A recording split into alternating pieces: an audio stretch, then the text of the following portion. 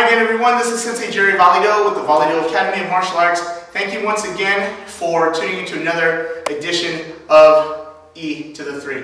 What we're going to be doing this evening is going over a particular drill that I still use here in the training here at the Academy. It's a drill that I've done for many years, ever since my days in Chinese Kenpo.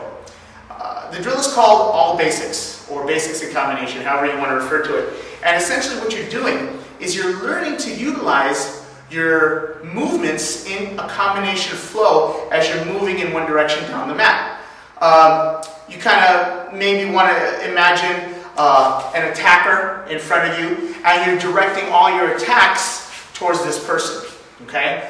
I personally don't know of too many schools that do this particular drill. I have seen it done in some Korean schools. I don't know if other Kenpo schools even do anything like this, but I think it's kind of a cool drill because it's great if you're training by yourself, and you can actually do a nice spontaneous run of your movements and practice your transitions and practice how you would position yourself forward into the next attack if you were driving this imaginary opponent back.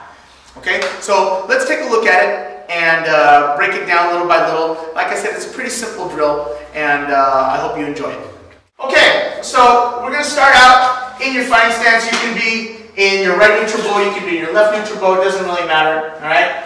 And essentially, you can utilize your movements in whatever manner you want, as long as you're traveling in, obviously, a straight line. That's just the way the drill is made.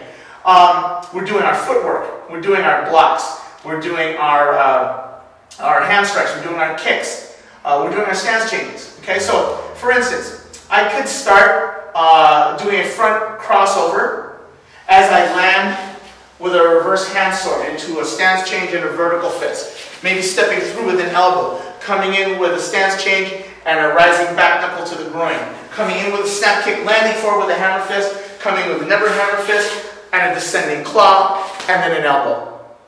Okay? And then I can cover and do the same thing going the other way.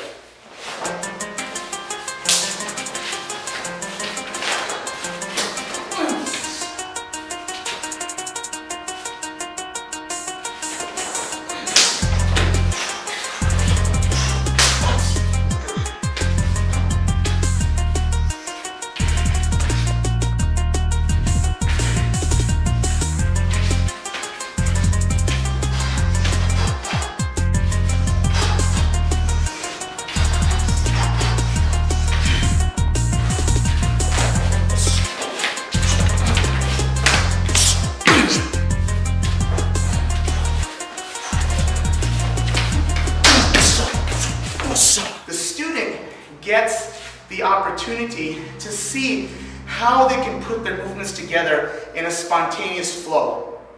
And from the student's standpoint, it's a good confidence builder because they're able to see how their Kenpo can work, what movements work with what.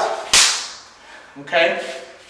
For the more advanced student, as the speed and power increases, they have to now accommodate that speed and power by solidifying their base more, by learning how to continue to move and not have any empty spaces or dead time in their attack. There's all kinds of wonderful things that you could do with this drill. And there you have it. All basics drill. Very simple, very easy. Anybody can do it. As I said before, once you get the grasp of learning to move in that flowing, non-stop combination type of way, your ability to just spontaneously utilize your striking and your kicking and your foot maneuvers, it just all kind of comes together. And like I said, it's a great way to practice, especially if you're on your own. Okay, so if you have any questions or comments, I'd love to hear from you. I appreciate you watching.